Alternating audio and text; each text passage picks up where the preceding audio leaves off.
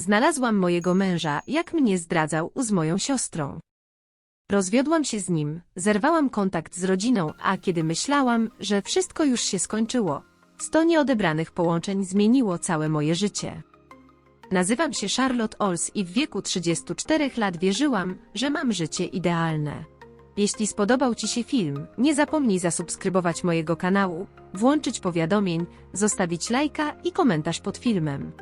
10 lat małżeństwa z Ianem Millerem, dom moich marzeń w Seattle, udaną karierę. Aż pewnego dnia otworzyłam drzwi naszej sypialni i zobaczyłam mojego męża w łóżku z moją siostrą Oliwią. Rozwód był brutalny. Ucięłam wszelkie więzi z rodziną. 6 miesięcy później włączyłam telefon i zobaczyłam 100 nieodebranych połączeń od Iana.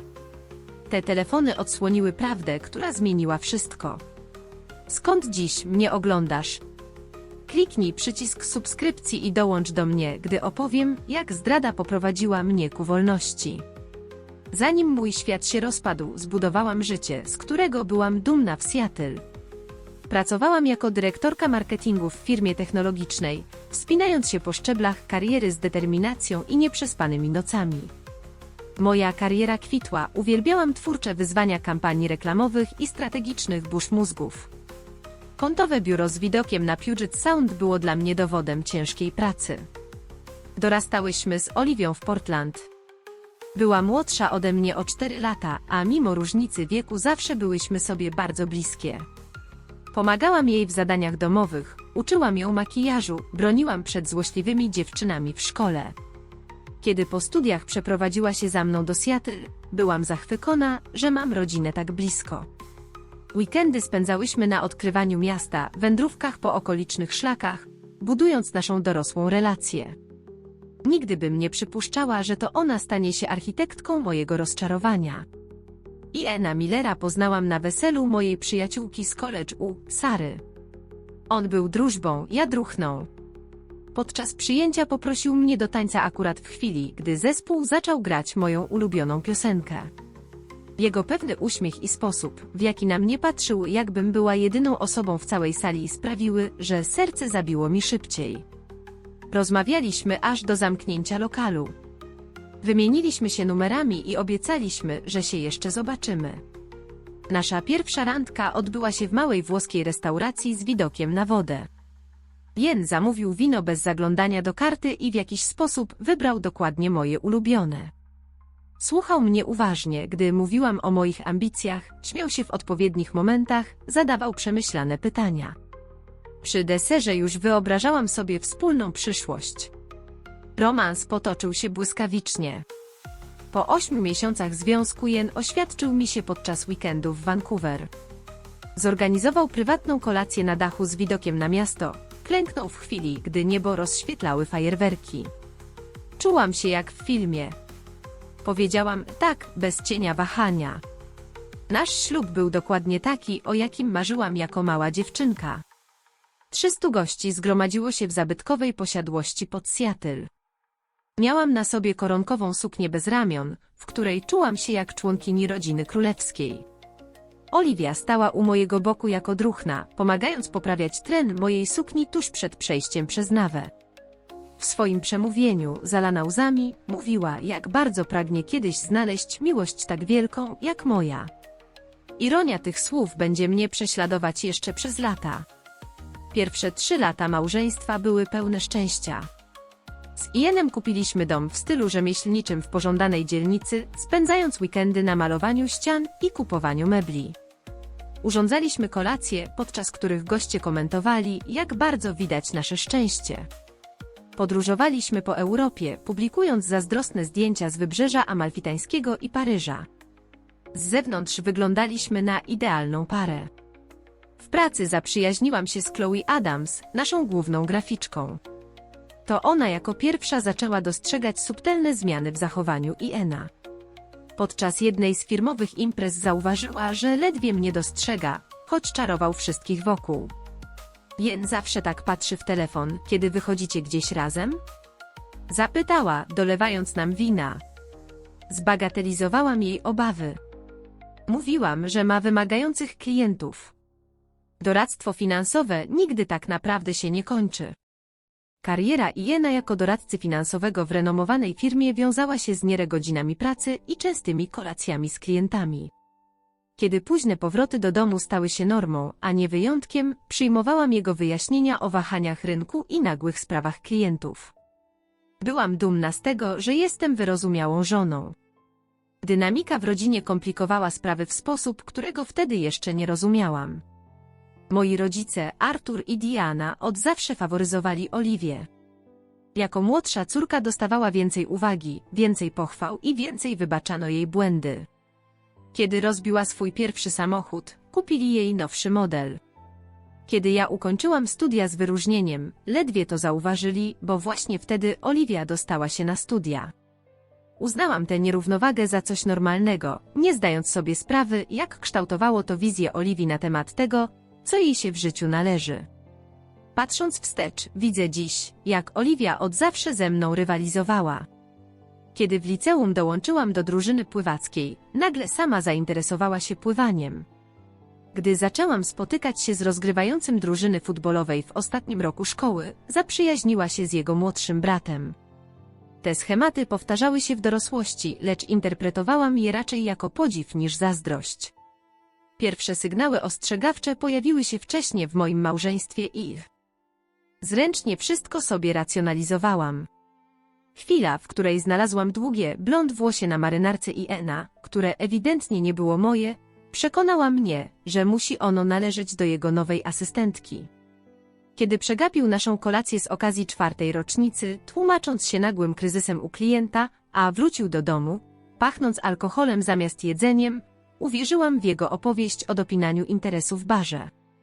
Ślad szminki na jego szyi, który pojawił się kilka miesięcy później, również zbyłam jako wypadek przy pożegnalnym uścisku z jego matką po niedzielnym brunchu. Oliwia zaczęła coraz bardziej agresywnie wkraczać w nasze życie po rozstaniu ze swoim wieloletnim chłopakiem, Benem. Zaczęła wpadać do naszego domu bez zapowiedzi, często wtedy, gdy wiedziała, że będę pracować do późna. Dzwoniła bezpośrednio do Iena, a nie do mnie, aby umawiać się na spotkania. W tamtym czasie cieszyłam się, że moja siostra i mój mąż tak dobrze się dogadują. Nigdy nie przyszło mi do głowy, że ich więź buduje się moim kosztem. Pierwszy konkretny dowód, że coś jest nie tak, pojawił się pewnego deszczowego wtorkowego popołudnia. Izeń zostawił swój telefon na kuchennym blacie, kiedy poszedł pod prysznic. Na ekranie pojawiło się powiadomienie od kontaktu zapisanego po prostu jako „o” z wiadomością. Wczoraj była cudowna noc. Nie mogę się doczekać, aż znów się jutro zobaczymy. Moje ręce drżały, gdy chwyciłam telefon, ale był zablokowany kodem, którego nie znałam. Kiedy Izeń zaczął blokować swój telefon, odłożyłam go dokładnie tam, gdzie go znalazłam, z sercem bijącym jak oszalałe, i udawałam, że czytam, kiedy wyszedł z łazienki. 2 tygodnie później Izeń oznajmił mi, że musi uczestniczyć w konferencji finansowej w San Diego. Pakował się skrupulatnie, zabierając swoje najlepsze garnitury i drogie perfumy, które dostał ode mnie na Boże Narodzenie. Następnego ranka po jego rzekomym wyjeździe zadzwoniłam na chybił trafił do jego hotelu, tylko po to, by dowiedzieć się, że żaden mailer nie jest tam zarejestrowany jako gość. Tego samego wieczoru zadzwonił z miejsca, które twierdził, że jest jego pokojem hotelowym, opisując sesję konferencji i widok na ocean. W ciszy słuchałam każdego słowa, coraz bardziej utwierdzając się w przekonaniu, że mój mąż kłamie mi w żywe oczy. Jak wypadł główny prelegent? Zapytałam, wystawiając go na próbę. Rewelacyjnie. Mówił o rynkach wschodzących przez prawie 2 godziny, odpowiedział bez najmniejszego zawahania. Kiedy wrócił 3 dni później, opalony i wyłużowany, skonfrontowałam go z tym, co wiedziałam. Nie było żadnej konferencji w San Diego, Izeń. Gdzie tak naprawdę byłeś? Jego wyraz twarzy zmienił się z zaskoczenia na wściekłość tak szybko, że aż mnie to przeraziło. Teraz mnie szpiegujesz. Konferencja została przeniesiona w ostatniej chwili do Los Angeles. Nie powiedziałem ci, bo wiedziałem, że zrobisz z tego wielką sprawę. Dokładnie tak, jak robisz teraz. Jego wyjaśnienie brzmiało na tyle przekonująco, że zaczęłam go przepraszać za to, że w ogóle w niego zwątpiłam. Później zrozumiałam, że to klasyczny przykład gaslightingu, ale w tamtej chwili czułam się jak ta nierozsądna. Tydzień później spotkałam się z Chloe na lunchu i zwierzyłam się jej ze swoich podejrzeń. Coś tu nie gra, ale za każdym razem, gdy o tym wspominam, Izeń sprawia, że czuję się jak wariatka. Chloe odłożyła widelec i wbiła we mnie przenikliwe spojrzenie. Charlotte, zaufaj swoim instynktom. Zazwyczaj masz rację. Tego wieczoru Olivia zadzwoniła i sama wprosiła się na kolację. W trakcie posiłku w dość ogólnych słowach wspomniałam o swoich obawach, licząc na siostrzane wsparcie. Izeń bardzo ciężko pracuje, odpowiedziała Olivia, kręcąc kieliszkiem wina. Tacy mężczyźni jak on czasami potrzebują przestrzeni. Potrafisz być trochę kontrolująca, Char. Jej obrona Iena wydała mi się dziwna, ale zrzuciłam to na jej ogólną skłonność do bycia adwokatem diabła. Miesiąc później, podczas robienia prania, odkryłam delikatny zapach na eleganckich koszulach Iena, który nie należał do mnie. Aromat był charakterystyczny kwiatowy, z nutami wanilii. Rozpoznałam go natychmiast jako charakterystyczne perfumy Olivii, ale wmówiłam sobie, że pewnie ją po prostu przytulił podczas jednej z jej częstych wizyt. W miarę jak napięcie między nami narastało, zasugerowałam terapię małżeńską. Izeń zgodził się niechętnie, ale sabotował nasze sesje, przychodząc spóźniony, odpisując na wiadomości w trakcie naszych rozmów lub zbywając sugestie terapeuty jako bzdury z nowej ery. Po 3 spotkaniach odmówił dalszego uczestnictwa. W naszym małżeństwie nie ma nic, czego nie dałoby się naprawić, gdybyś przestała być taka paranoiczna. Wykrzyknął, kiedy nalegałam. W tym samym okresie Izeń stał się obsesyjnie opiekuńczy wobec swoich urządzeń. Pozmieniał wszystkie hasła, zabierał telefon nawet pod prysznic, a laptopa trzymał w zamykanej na klucz aktówce. Kiedy go o to pytałam, oskarżał mnie o naruszanie jego prywatności. Moje 34. urodziny przypadły właśnie w czasie narastających podejrzeń. Izeń zawsze sprawiał, że moje urodziny były wyjątkowe, ale tym razem o 6 wieczorem wysłał mi jedynie wiadomość, że utknął u klienta i nie zdąży na zarezerwowaną kolację. Siedziałam samotnie w drogiej restauracji, tłumacząc się współczującemu kelnerowi, dlaczego mojego męża nie ma ze mną. Kiedy wróciłam do domu, nie było po Ienie ani śladu, ani prezentu, ani nawet kartki urodzinowej. Emocjonalny dystans między nami rozrósł się do rozmiarów przepaści. Fizyczna bliskość stała się rzadka, bo Izeń zawsze był zbyt zmęczony lub zestresowany. Nasze rozmowy sprowadzały się do logistycznego planowania zamiast prawdziwej, głębszej wymiany myśli. Kiedy próbowałam poruszyć temat naszego związku, zawsze znajdował powód, by wyjść z pokoju albo w ogóle z domu. Zdesperowana, by zyskać inną perspektywę, zadzwoniłam do rodziców. Ich reakcja mnie zmroziła. Małżeństwo ma swoje wzloty i upadki, Charlotte, powiedziała moja matka z lekceważeniem. Izeń jest dobrym żywicielem rodziny. Nie rozdmuchuj sprawy, która prawdopodobnie jest niczym.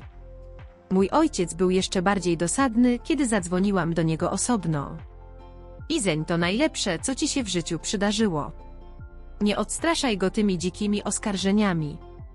Ich odpowiedzi sprawiły, że poczułam się bardziej samotna niż kiedykolwiek, nie zdając sobie sprawy, że już wtedy wybierali strony w wojnie, o której jeszcze nawet nie wiedziałam, że ją toczę. Tymczasem obecność Olivii w naszym domu stawała się coraz większa. Za każdym razem, gdy pracowałam do późna, oferowała się, że przywiezie Izenowi kolację albo pomoże mi w domowych obowiązkach, z którymi sama nie nadążałam. Jej gesty na pierwszy rzut oka wydawały się uprzejme, ale w moim żołądku zaczynało narastać niepokojące uczucie. Stres zaczął odbijać się na mojej pracy.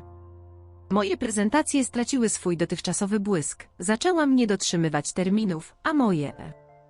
I zapominałam o ważnych szczegółach dotyczących klientów. Mój szef to zauważył i wezwał mnie do swojego biura, żeby porozmawiać o moim ostatnim roztargnieniu.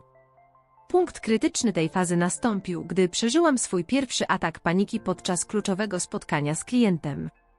Moje serce zaczęło bić niekontrolowanie szybko. Podkropił mi się na czole, podczas gdy pokój zdawał się przechylać na bok. Przeprosiłam i ledwo zdążyłam dotrzeć do łazienki, zanim osunęłam się na ścianę, dysząc i walcząc o każdy oddech. Chloe znalazła mnie tam 20 minut później, skuloną na podłodze, przekonaną, że umieram. Myślę, że masz atak paniki, powiedziała, siadając obok mnie i ujmując moją dłoń. Moja siostra też ich doświadcza.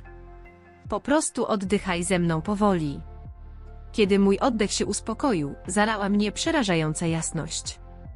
Moje ciało wysyłało sygnały, które mój umysł uparcie ignorował. Coś było bardzo nie w porządku w moim małżeństwie i nie mogłam już dłużej udawać, że jest inaczej. Kolejne miesiące stały się ćwiczeniem w zbieraniu dowodów, podczas gdy obserwowałam, jak moje małżeństwo się rozpada. Każde nowe odkrycie było kolejnym ciosem w serce, ale musiałam poznać całą prawdę. Wbrew radzie Chloe zatrudniłam prywatnego detektywa o imieniu Frank. Ta decyzja wydawała się radykalna, ale sekretne zachowanie Iena pozostawiało mi niewiele alternatyw.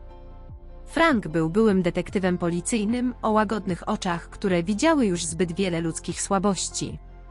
Podczas naszego pierwszego spotkania robił szczegółowe notatki, zadając pytania, na które trudno mi było odpowiedzieć o nasze finanse, harmonogramy, relacje. Nie konfrontuj go z żadnymi odkryciami, dopóki nie będziesz gotowa działać, ostrzegł mnie Frank. Ludzie zdemaskowani potrafią być nieprzewidywalni. 2 tygodnie później Frank dostarczył mi pierwszy konkretny dowód. Wyciągi z kart kredytowych pokazywały, że Izen kupił biżuterię w Tiffany, której nigdy nie otrzymałam, bransoletkę z diamentami o wartości $3800, parę kolczyków z szafirami kosztujących prawie $2500. Prezenty dla kogoś, ale nie dla swojej żony. Wyciągi ujawniły także opłaty za hotele w Seattle, czasem zaledwie kilka mil od naszego domu. Wzorzec zawsze był ten sam, obsługa pokojowa dla 2 osób, szampan premium, późne wymeldowanie następnego ranka. Wszystko to działo się, podczas gdy ja wierzyłam, że Jen pracuje do późna albo jest w podróży służbowej. W międzyczasie styl życia Oliwii przeszedł tajemniczą metamorfozę. Moja siostra, która zawsze zmagała się z finansami jako niezależna graficzka, nagle zaczęła nosić ubrania od projektantów i czesać się w ekskluzywnym salonie. Kiedy pochwaliłam jej nową torebkę Gucci, wspomniałam mgliście, że zdobyła kilku nowych, dobrze płacących klientów. Kolacja rodzinna w domu moich rodziców stała się sceną kolejnego niepokojącego odkrycia. Podczas deseru zauważyłam między Ienem a Oliwią wymowne spojrzenia. Nie było to wystarczająco oczywiste, by inni to dostrzegli, ale po drugiej stronie stołu odbywała się cicha komunikacja. Gdy Jen przeprosił, żeby odebrać telefon, Oliwia poszła za nim chwilę później, twierdząc, że musi coś zabrać z samochodu. Oboje wrócili 15 minut później, lekko zarumienieni i unikający kontaktu wzrokowego. Moje zdrowie zaczęło się pogarszać pod ciężarem podejrzeń i zdrady. Bezsenność stała się moją nocną towarzyszką. Leżałam bezsennie obok Iena, słuchając jego spokojnego oddechu i zastanawiając się, o kim śni. Schudłam 7 kg w ciągu 2 miesięcy. Ubrania wisiały na mnie luźno. Cienie pod oczami stały się stałym elementem mojego wyglądu, wymagając coraz większych ilości korektora, by je ukryć. Chloe coraz bardziej martwiła się o moje zdrowie. Pewnej nocy, gdy jadłyśmy razem w moim biurze, wysunęła propozycję. Potrzebujesz twardych dowodów, Charlotte. Pozwól mi pomóc ci założyć kamery bezpieczeństwa w twoim domu. Sama myśl o monitorowaniu własnego domu wydawała się surrealistyczna, ale się zgodziłam. W następny weekend, gdy Izen uczestniczył w wyjeździe golfowym, Chloe i ja zamontowałyśmy dyskretne kamery w salonie, kuchni i korytarzu. Celowo unikałam sypialni, wciąż kurczowo trzymając się jakiejś granicy, której nie chciałam przekraczać.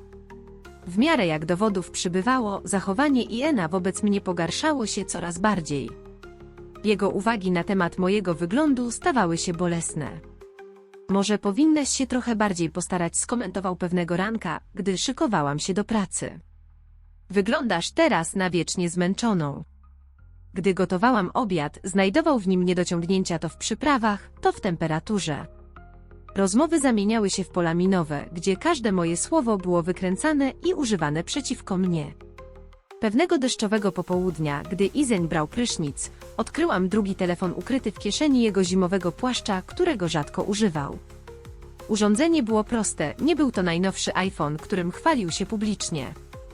Gdy go skonfrontowałam, twierdził, że to telefon służbowy dla klientów o wysokim profilu, którzy wymagają bezpośredniego kontaktu. Dlaczego wcześniej go nie widziałam? Zapytałam, trzymając telefon poza jego zasięgiem. Bo to nie twoja sprawa, warknął, wyrywając mi go z ręki. Moi klienci oczekują poufności. Nie wszystko w moim życiu musi być z tobą dzielone. Tej nocy spał w pokoju gościnnym, twierdząc, że przez moje przesłuchania nie jest w stanie odpoczywać obok mnie. Następnego ranka wyszedł do pracy bez pożegnania. W miarę jak moje podejrzenia rosły, rósł też sceptycyzm moich rodziców wobec nich. Podczas jednej z rozmów telefonicznych, płacząc, zwierzyłam się mamie ze swoich obaw co do wierności Iena. Zawsze byłaś zazdrosna o to, co mają inni, Charlotte westchnęła. Najpierw o naturalne piękno swojej siostry, teraz o sukces swojego męża. Może powinnaś porozmawiać z kimś o tych swoich kompleksach. Mój ojciec był jeszcze bardziej bezpośredni, kiedy zadzwoniłam do niego osobno. Jen to najlepsze, co ci się w życiu przytrafiło. Nie odstraszaj go tymi niedorzecznymi oskarżeniami. Gaslighting osiągnął nowy poziom, gdy zasugerowali, żebym poszukała pomocy psychiatrycznej. Po tym, jak znalazłam rachunek za pokój hotelowy w jego marynarce, skonfrontowałam go podczas śniadania. Myślę, że przeżywasz jakiś kryzys, powiedział spokojnie, smarując masłem swoją grzankę, jakby rozmawiał o pogodzie. Te twoje urojenia o romansach i tajnych telefonach nie są zdrowe. Dr Chen specjalizuje się w zaburzeniach paranoicznych. Pozwoliłem sobie umówić ci wizytę. Przez chwilę niemal mu uwierzyłam. Może naprawdę traciłam rozum. Może dowody, które zebrałam, były tylko zbiegiem okoliczności. Wątpliwość, którą zasiał, była tak potężna, że tego samego popołudnia zapisałam sobie kontakt do doktora Chine. Tego dnia Frank, detektyw, zadzwonił z wiadomościami, które przywróciły mnie do rzeczywistości. Miał fotograficzne dowody na to, że Jen wchodził do hotelu z jakąś kobietą. Chociaż zdjęcia nie były wystarczająco wyraźne, by z całą pewnością ją zidentyfikować, wzrost a kolor włosów zgadzał się dokładnie z kolorem włosów Oliwii. Tamtej nocy zaczęłam wszystko dokumentować, przygotowując się na coś, co teraz zrozumiałam, że stanie się nieuniknionym rozwodem. Założyłam bezpieczne konto e-mailowe, na które przesyłałam wyciągi finansowe, zdjęcia oraz raporty od detektywa. Skonsultowałam się dyskretnie z adwokatem od spraw rozwodowych, rozumiejąc, że przygotowanie to będzie moja jedyna przewaga w nadchodzącej burzy. Ciężar tych sekretów był miażdżący, ale nie byłam jeszcze gotowa, by skonfrontować się z Ienem, dopóki nie będę miała niepodważalnych dowodów. Te dowody miały nadejść szybciej i w sposób bardziej druzgocący, niż mogłam kiedykolwiek przewidzieć. Dzień, który zmienił wszystko, zaczął się zupełnie zwyczajnie. Miałam zaplanowany lot do Chicago na 3-dniową konferencję marketingową. Moja walizka była już spakowana i czekała przy drzwiach. Jen wydawał się niemal radosny, gdy całował mnie na pożegnanie, obiecując trzymać fort pod moją nieobecność. Dokładnie w chwili, gdy przyjechał mój Uber, który miał zawieźć mnie na lotnisko, zadzwonił telefon. Organizator konferencji poinformował mnie z przeprosinami, że wydarzenie zostało przełożone z powodu silnego systemu burzowego, który zmierzał w kierunku Chicago. Wszystkie loty były odwoływane, a konferencję przełożono na następny miesiąc. Odprawiłam Ubera i ponownie wniosłam walizkę do środka. Początkowo byłam rozczarowana, bo straciłam szansę zawodową, ale potem przyszła mi do głowy pewna myśl. Jen nie wiedział, że mój wyjazd został odwołany. Po raz pierwszy miałam element zaskoczenia po swojej stronie. Zamiast dzwonić do niego i mówić, że zostaję w domu, zdecydowałam się wziąć dla siebie dzień wolny.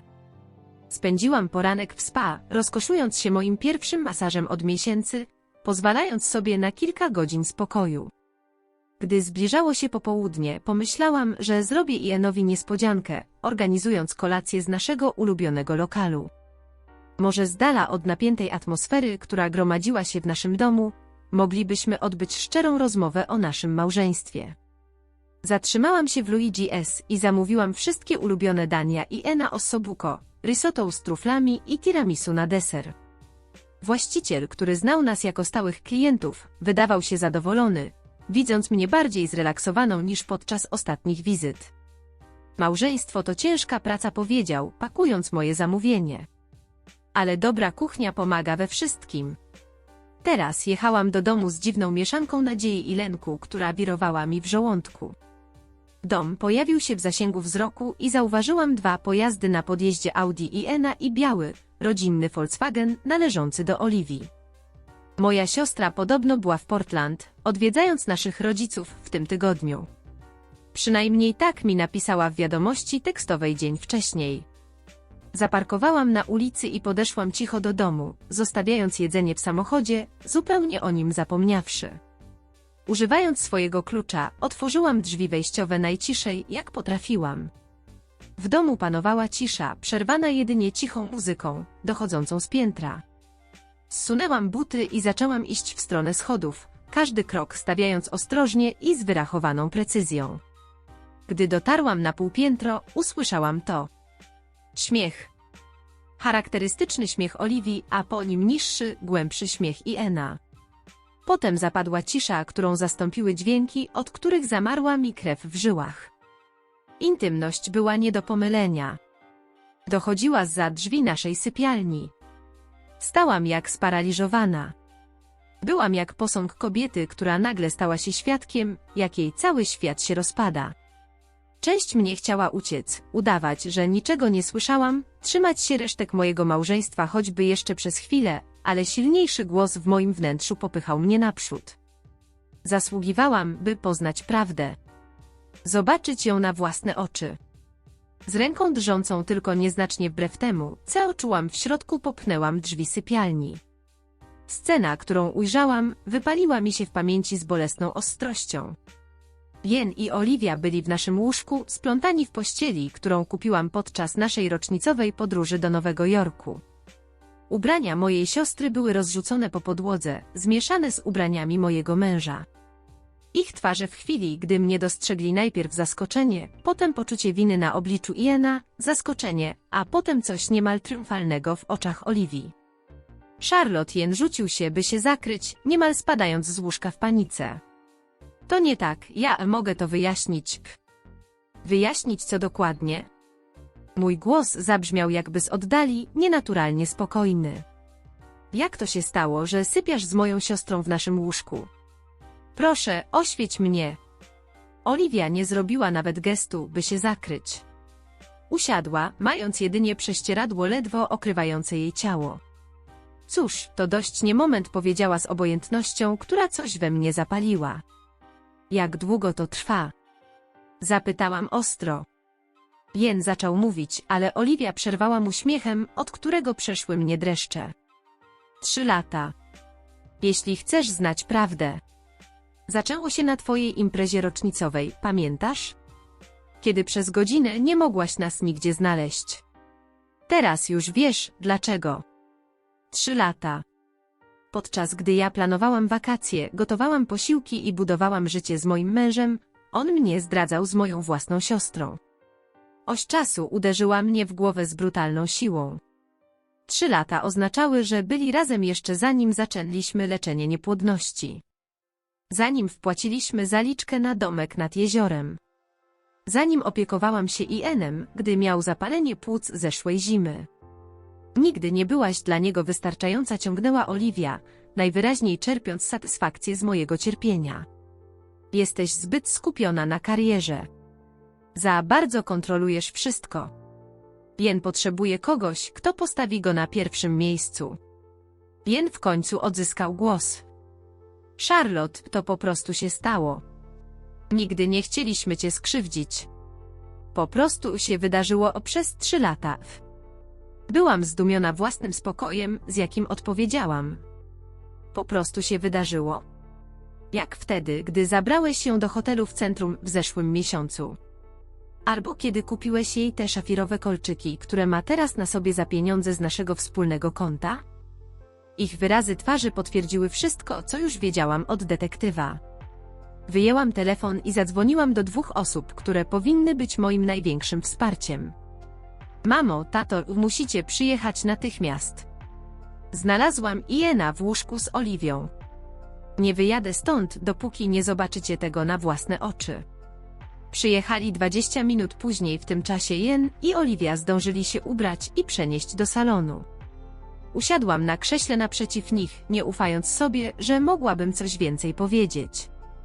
Gdy moi rodzice weszli do domu, ich twarze zmieniły się z zaniepokojonych w zakłopotane, gdy rozejrzeli się między nami trojgiem. Co się tu dzieje? Zapytał ostro mój ojciec, patrząc raz na mnie, raz na nich. Wróciłam wcześniej z podróży i znalazłam ich razem w łóżku, powiedziałam zdecydowanym tonem. Olivia twierdzi, że trwa to już 3 lata. Spodziewałam się szoku, oburzenia, obrony w moim imieniu tej rodzicielskiej ochrony, której brakowało mi przez całe dorosłe życie. Zamiast tego moja matka westchnęła głęboko i usiadła obok Oliwii, która zaczęła płakać w tym samym momencie. Takie rzeczy są skomplikowane, Charlotte zaczęła, jakby tłumaczyła coś dziecku. Małżeństwa przechodzą przez trudne chwile. Może gdybyś była bardziej uważna. Sugestia zawisła w powietrzu. W jakiś sposób to była moja wina. Ojciec odchrząknął. Nie podejmujmy pochopnych decyzji. Da się to naprawić, jeśli wszyscy będą chcieli. Stało się przerażająco jasne, że próbowali zbagatelizować romans mojego męża z ich młodszą córką. Zdrada wykraczała już daleko poza Iena i Olivia para inclur a las dos personas que deberian haberm protegido precisamente de este tipo de dolor olgo dentro de mi se rompió en ese momento el último giro que mistrzostwom Europy conectaba con estas personas que compartían mi sangre pero no mis valores. I Olivia, aby włączyć w to obie osoby, które powinny były mnie chronić właśnie przed takim bólem. Coś we mnie wtedy pękło. Ostatnia nić, która łączyła mnie z tymi ludźmi dzielącymi ze mną krew, lecz nie moje wartości. Una extrana calme se instalu sobre mi al darme cuenta de que estaba realmente sola en este habitación de 5 personas mistrzostwom Europy levante cogiendo mi bolso y mis slaves. Osobliwy spokój ogarnął mnie w chwili, gdy zdałam sobie sprawę, że jestem naprawdę sama w tym pokoju, choć znajdowało się w nim 5 osób. Wstałam, chwytając torebkę i klucze. Voy a un hotel y entiens hasta manana por la noche para sacar tas cosas de este casa esta a mi nombre como quizás recuerdes ya que tu crédito era demasiado bello para la hipoteca. Idę do hotelu, Jen. Masz czas do jutra wieczorem, żeby wynieść swoje rzeczy z tego domu. Dom jest na moje nazwisko, jak być może pamiętasz, bo twój kredyt był zbyt niski na hipotekę. Estás exagerando protestu mi mądre la familia debe unirse a pesar de todo. Przesadzasz, zaprotestowała moja matka. Rodzina musi trzymać się razem, mimo wszystko. La mayor de verdad quizás por primera vez en mi vida adulta eso es el ok le enseñaste a Olivia que la familia se mantiene unida mientras se acuestan con los cónyuges de los demás. Spojrzałam na nią. Spojrzałam naprawdę, być może pierwszy raz w moim dorosłym życiu. Tego właśnie nauczyłaś Oliwie, że rodzina trzyma się razem, nawet gdy sypia się z mężami innych. Sinus esperar respuesta sali por la puerta y conduye hasta el hotel más cercano registrandome con eficiencia mecanica. Nie czekając na odpowiedź, wyszłam za drzwi i pojechałam do najbliższego hotelu, meldując się z mechaniczną wręcz sprawnością. En la anonima quietud de la habitación 347 finalmente me permití sentir la magnitud completa de lo que había sucedido. Los solosos legaron como olas violentas doblándome sobre la genérica colcha flor lore hasta que no mistrzostwom Europy quedaron más lágrimas hasta que mi garganta estaba áspera y mis ojos hinchados.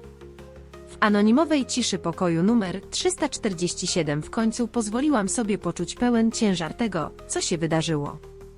Szlochy przyszły jak gwałtowne fale, składając mnie w pół na kwiecistej, zupełnie zwyczajnej narzucie. Płakałam, aż zabrakło mi łez, aż gardło stało się szorstkie, a oczy spuchnięte. A medianoche un suave golpe en mi puerta reveló a con la preocupación grabada en su rostro llamaste y luego no respondiste ninguno de mis mensajes de texto explico mostrando una bolsa de la farmacia, trae refuerzos gelado analgésicos e esas mascarillas que te gustan. O północy delikatne pukanie do drzwi ujawniło kołu, na której twarzy wypisana była troska. Dzwoniłaś, a potem nie odpowiadałaś na żadne moje wiadomości, wyjaśniła, pokazując torbę z apteki. Przyniosłam wsparcie, lody, środki przeciwbólowe i te maseczki, które lubisz. SSN conmigo mientras le contaba de la horrible escena sinus interrumpir solo pasandome panuelos cuando era necesario, ahora que pregunto finalmente al amenese que se asomaba por las fines cortines del hotel. Usiadła ze mną, słuchając całej tej okropnej sceny, nie przerywając ani razu, podając mi tylko chusteczki, gdy było to potrzebne. I co teraz? Zapytała wreszcie, gdy pierwsze światło świtu zaczęło prześwitywać przez cienkie zasłony hotelowe. Respajejando sorprendida al descubrir que Mistrzostwom Europy resultaba más fácil de lo esperado ahora Mistrzostwom Europy convierto en alguien nuevo, alguien sinus un merido infiel o una hermana traidora o padres que los encubren a ambos. Wzięłam głęboki oddech, zaskoczona tym, że przychodzi mi to łatwiej, niż się spodziewałam. Teraz staję się kimś nowym. Kimś, kto nie ma niewiernego męża, zdradzieckiej siostry ani rodziców, którzy kryją oboje. Mientras la luz del sol le naba la habitación senti el primer atisbo de algo inesperado elvió la sospecha el gasictin las dudes tedu había terminado la vedad por doulerose que fuere mistrzostwom Europy, había liberado. Gdy słońce zalewało pokój, poczułam pierwszy przebłysk czegoś niespodziewanego, ulgi. Podejrzenia, gaslighting, wątpliwości, wszystko się skończyło. Prawda, choć bolesna, uwolniła mnie. La manana después del descubrimiento la mediciendo que estaba enferma, al treballo por primera vez en 5 años luego busca abogados de divorcio en línea Emily Carter tenía reseñas excepcionales mencionando específicamente experiencia en casos de infidelidad su oficina Mistrzostwom Europy hizo un juego esa tart entendiendo la urgencia de mi situación. Następnego ranka po odkryciu zadzwoniłam do pracy, mówiąc, że jestem chora, pierwszy raz od 5 lat. Potem zaczęłam szukać w internecie prawników od rozwodów. Emily Carter miała znakomite opinie, szczególnie podkreślające jej doświadczenie w sprawach o zdradę. Jej kancelaria znalazła dla mnie termin jeszcze tego samego popołudnia, rozumiejąc pilność mojej sytuacji. La oficina de Emily proyectaba calidez y competencia con credenciales expuestas janto a fotos familiares estuju sinus interruption, mientras detallaba el colapso de mi matrimonio tomando notas y haciendo preguntas ocasionales para aclarar sobre activos y plazos. Biuro Emily emanowało ciepłem i profesjonalizmem, na ścianach wisiały certyfikaty obok rodzinnych zdjęć. Słuchała mnie bez przerywania, gdy opowiadałam o rozpadzie mojego małżeństwa, notując wszystko i co jakiś czas zadając pytania, aby wyjaśnić kwestie majątku i terminów. Washington es un estado de divorcio sinus carpe explicu una vez que termin pero la infidelidad puede influir en la división de bienes y la pensión alimenticia especialmente con la evidencia que es reunido. Waszyngton to stan, w którym obowiązuje rozwód bez orzekania o winie, wyjaśniła, gdy skończyłam mówić. Ale zdrada może mieć wpływ na podział majątku i alimenty, zwłaszcza przy dowodach, które zebrałaś. I przytłaczające dowody niewłaściwego zachowania finansowego oraz niewierności INA, sędzia orzekł niemal całkowicie na moją korzyść. Zachowałam większość naszych płynnych aktywów, moje konta emerytalne oraz otrzymałam zyski ze sprzedaży domu. Próby INA, by zgłosić roszczenie do połowy opcji na akcje mojej firmy, zostały odrzucone ze względu na udokumentowane ukrywanie aktywów. Kiedy sędzia prawnie rozwiązywał nasz związek małżeński, nie poczułam triumfu, a jedynie głęboką ulgę. Na korytarzu sądu Izeń spróbował nawiązać ostatnią rozmowę. Nigdy nie chciałem, żeby to wszystko się stało, zaczął, a jego głos pozbawiony był zwykłej pewności siebie. Ale ty upewniłaś się, że tak się stanie, odpowiedziałam, zdecydowana, przez 3 lata. Odwróciłam się i odeszłam, nie oglądając się za siebie. Moje ostatnie starcie z rodzicami miało miejsce w ich domu następny weekend. Przyniosłam małe pudełko, w którym były moje dziecięce wspomnienia, szkolne nagrody, pierwsze baletki, zdjęcia sprzed narodzin Oliwii. Naprawdę zamierzasz to pociągnąć dalej? Powiedział ojciec, zbierając te fragmenty mojej przeszłości. odrzucając swoje małżeństwo, a teraz rodzinę. Nic nie odrzuciłam, odpowiedziałam spokojnie. Wy wybraliście Oliwię przede mną dużo wcześniej, niż położyła się z moim mężem. To tylko formalizuje rzeczy. Matka zaczęła płakać. Akt, który kiedyś mógłby zachwiać moją determinacją. Nie wybieraliśmy nikogo, chcieliśmy tylko pokoju w rodzinie. Pokój kosztem mnie to nie pokój, mamo. To poświęcenie. I mam dość bycia tą, która się poświęca. Wyszłam z ich domu, wiedząc, że to prawdopodobnie ostatni raz, kiedy przekraczam ich próg. Ból był obecny, ale stłumiony pewnością, że wreszcie wybieram siebie.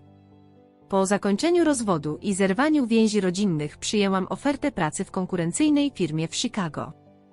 Firma zaoferowała hojne wynagrodzenie na start oraz pakiet relokacyjny. Zdeterminowana, by ukraść klientelę i reputację, którą zbudowałam. Mój nowy początek przybrał formę mieszkania w wieżowcu z widokiem na jezioro Michigan. Minimalistyczne, nowoczesne, nic podobnego do domu typu Craftsman, który dzieliłam z Ianem. Na początku umeblowałam je skromnie, chcąc najpierw zaznać przestrzeni, zanim zdecyduję się na konkretne aranżacje. Ten dom miał odzwierciedlać tylko moje gusta, preferencje, moje życie. Pierwszy miesiąc w Chicago minął w wirze nowych obowiązków i odkryć. Wrzuciłam się w pracę, imponując nowym kolegom pomysłami, które wcześniej bałam się wyrazić. Bez subtelnej sabotującej obecności Iena moja pewność siebie rosła z każdym dniem. Odkrywałam dzielnice, restauracje, ścieżki wzdłuż jeziora, które stały się moimi nowymi, osobistymi miejscami. Terapia stała się cotygodniową rutyną, o wtorkowe wieczory z dr Lee, SPECJALISTK od traumy zdrady. Pomogła mi zrozumieć, że żałoba po moim małżeństwie i rodzinie jest naturalna, nawet jeśli ostatecznie strata ta była korzystna. Czy żałujesz? Kogo myślałaś, że znasz? Tłumaczyła podczas wyjątkowo trudnej sesji. Ten ból jest ważny, nawet jeśli zdajesz sobie sprawę, że rzeczywistość była inna. Zdobywanie przyjaciół w nowym mieście, mając 34 lata, było wyzwaniem, ale nie niemożliwe. Na spotkaniu klubu czytelniczego w mojej dzielnicy poznałam Maję Josi, prawniczkę korporacyjną o błyskotliwym dowcipie i dobrych oczach. Połączyła nas miłość do thrillerów psychologicznych, a z czasem zaczęłyśmy spotykać się poza comiesięcznymi zebranami klubu. Po 6 miesiącach w Chicago czekała mnie pierwsza samotna świąteczna pora roku. Zbliżał się Dzień Dziękczynienia, a telewizyjne reklamy prezentowały szczęśliwe rodziny i widok, który kiedyś wywołałby bolesne porównania. Zamiast tego zorganizowałam kolację dla przyjaciół i kolegów, równie oderwanych od swoich rodzin. Gotowaliśmy razem w moim mieszkaniu, piliśmy wino i dzieliliśmy się historiami niezwiązanymi z zdradą. Gdy po całym mieście pojawiały się świąteczne dekoracje, Maja zaprosiła mnie do swojej rodziny na święta. Bez presji zapewniała, nikt nie powinien być sam w Boże Narodzenie, chyba że chce. Zgodziłam się, spędzając 25 grudnia z ludźmi, którzy nie znali mojej historii, ale i tak mnie przyjęli. Mama Mai podarowała mi na odchodne jedzenie na wynos i ręcznie robiony szal, drobne uprzejmości nieznajomych, które poruszyły mnie bardziej, niż się spodziewałam. Na pierwszą rocznicę tamtego dnia zaczynałam na nowo budować coś, co przypominało życie nieidealne, niekompletne, ale prawdziwie moje. Przetrwałam to, co niewyobrażalne i stałam po drugiej stronie zmieniona, ale nie złamana. Nie wiedziałam jeszcze, że historia wcale się nie zakończyła, a ostatni rozdział miał zacząć się od 100 nieodebranych połączeń. Dokładnie rok i 2 miesiące po opuszczeniu Seattle, moje życie zawodowe ustabilizowało się w sukcesie. Kierowałam zespołem specjalistów do spraw marketingu w chicagowskiej firmie, wnosząc świeże spojrzenie ze współpracy na zachodnim wybrzeżu. Ten wtorek zaczął się ważną prezentacją dla klienta, do której przygotowywałam się tygodniami. Poranny dojazd na pociągu niósł ze sobą tradycyjne korki porannego szczytu. Przeglądając telefon w poszukiwaniu maili, zauważyłam, że bateria została na krytycznych 5%. Zapomniałam go naładować po nocnej rozmowie z biurem w Kalifornii. Nie mając czasu, by szukać powerbanka, przełączyłam telefon w tryb oszczędzania energii i wyciszyłam powiadomienia, by zachować to, co pozostało. Prezentacja dla klienta skupiła całą moją uwagę przez kolejne 4 godziny. Nasz zespół przedstawił kompleksową strategię rebrandingu dla konglomeratu opieki zdrowotnej, który chciał odświeżyć swój wizerunek po fuzji. Jako główna prezenterka odpowiadałam na dziesiątki pytań, opierając się na badaniach i doświadczeniu, by wzbudzić zaufanie do naszego podejścia. Wczesnym popołudniem przyszła wiadomość, nasza propozycja została zaakceptowana, wraz z dodatkowymi budżetami na cyfrową implementację, o które wnioskowałam. Zespół świętował sukces szampanem w sali konferencyjnej, to był zawodowy triumf, który potwierdził słuszność mojej decyzji o przeprowadzce. Naprawdę odnalazłaś tu swój głos, skomentował mój dyrektor, gdy spotkanie się kończyło. Nie mogę uwierzyć, że kiedyś byłaś czyjąś zastępczynią.